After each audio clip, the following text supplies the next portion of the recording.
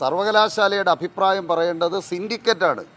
Vice chancellor ഹൈക്കോടതിയിൽ പറയുന്ന അഭിപ്രായം പേഴ്സണൽ അഭിപ്രായമാണ്. സർവകലാശാല സിൻഡിക്കേറ്റിൻ്റെ അഭിപ്രായമാണ് ശരിയായ അഭിപ്രായം. അതാണിന്ന് തീരുമാനിച്ചത്. ആ സിൻഡിക്കേറ്റ് അഭിപ്രായത്തിൽ എന്തെങ്കിലും അസാംഗത്യം തോന്നിയിട്ടുണ്ടെങ്കിൽ ഡിസൻറ്റ് രേഖപ്പെടുത്താമായിരുന്നു. ഇറങ്ങിപ്പോയാലും സിൻഡിക്കേറ്റ് നടക്കും. ഒരു മെമ്പർ ഇറങ്ങിപ്പോയാലും വൈസ് ചാൻസലർ ഇറങ്ങിപ്പോയാലും സിൻഡിക്കേറ്റ് യോഗം നടക്കും. അതിനുള്ള പ്രൊവിഷൻ ആക്ട് നൽകുന്നുണ്ട്. അത്രയേ ഉള്ളൂ. ഓക്കെ.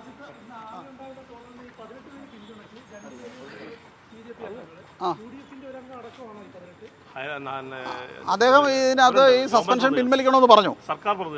അദ്ദേഹത്തിന് എന്തോ അത്യാവശ്യം ഉണ്ടായിട്ട് നേരത്തെ പോയി. അദ്ദേഹം ചർച്ച ചെയ്തപ്പോൾ പറഞ്ഞത് ഇത് വിഡ്രോ ചെയ്യണമെന്നോ.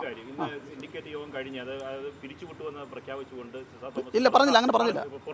അത് അവരുടെ അവർ പറയുന്നത് 2 BJP അംഗങ്ങൾ പുറത്തു വന്നു. അവർ പറഞ്ഞതെന്ന് പറഞ്ഞാൽ പാർട്ടി യോഗമാണ് നടക്കുന്നത്. അതിന് സമാനമായ പ്രതികരണമാണ് VC നടത്തിയത്. അത് പറഞ്ഞാൽ അവിടെ കുശല സംഭാഷണമാണ് നടന്നത്. അപ്പൊ രണ്ടുപേരും ഒരേപോലത്തെ നിലപാട് സർക്കാർ പ്രതിനിധികളെല്ലാം ഉൾപ്പെടെ ഉണ്ടായിരുന്നു അവിടെ. സർക്കാർ പ്രതിനിധികൾ BJP അംഗങ്ങൾ പറഞ്ഞ അതേ നിലപാട് തന്നെയാണ് VC ആവർത്തിച്ചത്. അല്ല, അത് ആയിക്കോട്ടെ. ഞാൻ പറഞ്ഞത് സിൻഡിക്കേറ്റ് അംഗങ്ങൾ ഏതെങ്കിലും ഒരു പാർട്ടിക്കാർ മാത്രമല്ലായിരുന്നു. IAS ഓഫീസർമാർ ഉൾപ്പെടെയുള്ളവരുണ്ട്. ഇവിടെ ഉണ്ട്. അവരെല്ലാവരും അടങ്ങുന്ന യോഗം. ഞാൻ പറയുന്നത് അതായത് ആക്റ്റും സ്റ്റാറ്റ്യൂട്ടും അനുസരിച്ചാണല്ലോ സിൻഡിക്കേറ്റിലേക്കൊക്കെ എല്ലാ ആളുകളും തിരഞ്ഞെടുക്കപ്പെടുന്നത്. അതനുസരിച്ചിട്ടുള്ള ആളുകളെല്ലാം ഉണ്ട്. വളഞ്ഞ വഴി കൂടെ ഒന്നും വന്നവരല്ല.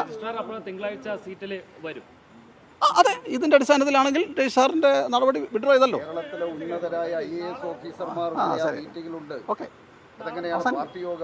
അവസാനിപ്പിക്കാം.